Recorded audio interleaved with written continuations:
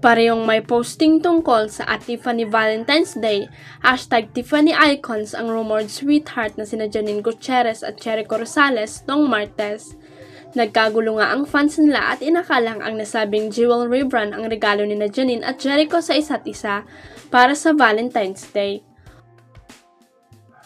Although fave jewelry brand din naman yun ni Janine at Jericho, ang chika ng taong tinanong ng Baabante bali endorsement nila for Valentine ang post na iyon ng dalawa.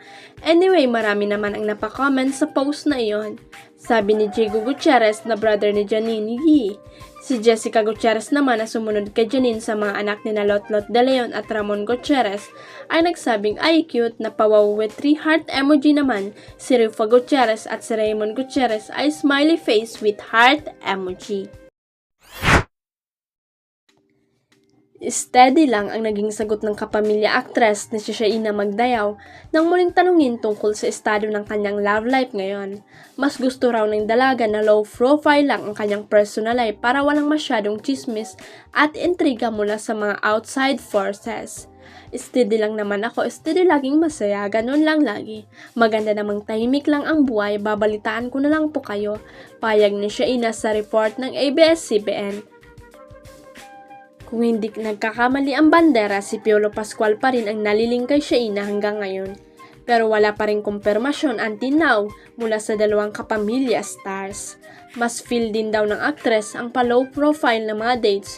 You know, I like the simplest dates. I won't say the exact date. Nothing too ground but very private and simple. Kasi alam nyo naman na ganun ako, ganun ang aking personality. Hindi kailangan ng masyadong magarbo basta sincere. Anya pa. Samantala, bilang bahagi ng selebrasyon ng kanyang 29th anniversary sa mundo ng showbiz ngayong 2025, abangan daw ang ilang pasabog na projects ni Shaina. Yes, meron po, pero kailangan nyo pong abangan kasi hindi ko pa po nare-release. And syempre, madaming exciting things na mangyari for the rest of the year. I will be updating everyone naman on my social media, sabi ni Shaina Magdayaw sa naturang panayam.